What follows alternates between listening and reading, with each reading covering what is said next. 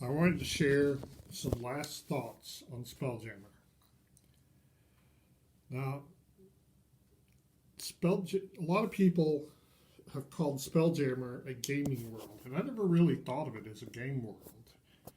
It was more like underwater combat. It's just rules for ships in space.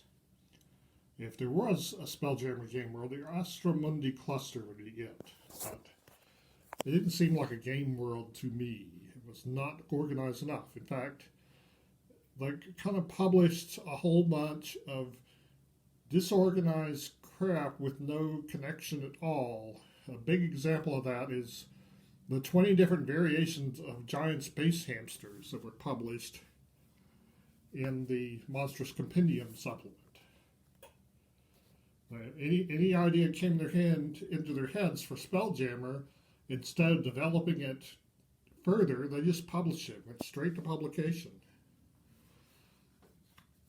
And so, if I were doing Spelljammer, I think I'd organize it better. One of the things that really struck me as strange is the Wasp ship is the Lizardman ship. This seemed really odd to me that the Lizardman would have an insect-shaped ship. This seems more like the kind of ship that the Thri-kreen or the Zistral, an insect race, would use. In fact, all the insect-shaped ships should be more insect ones. The squid-shaped ships tended to be the Mind Flayer ships, which made sense. The elves had a distinct style for their ships, which made sense.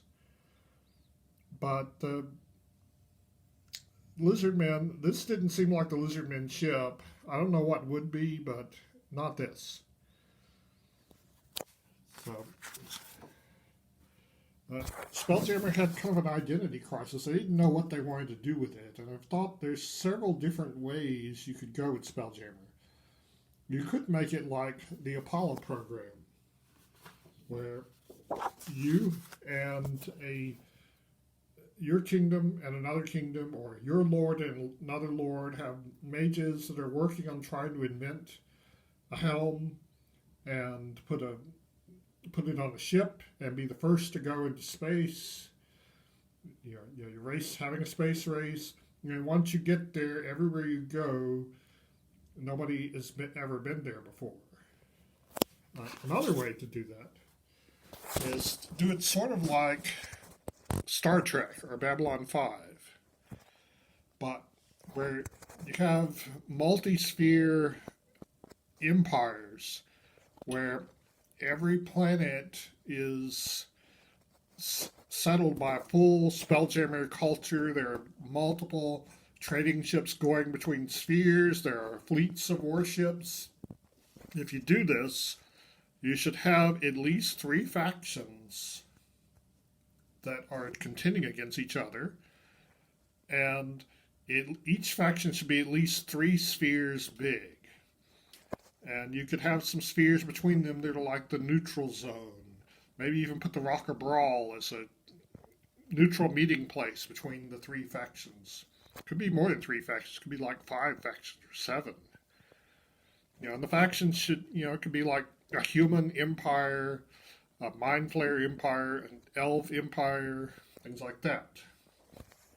Another way to do Spelljammer might be to do it sort of like Star Wars. And the Vodani Empire would be a good place to do that. You could have the players be part of the rebels, fighting against the Empire, eventually confronting the evil Emperor, and you can make the Under the Dark Fist module like the climax of your Star Wars-ish campaign.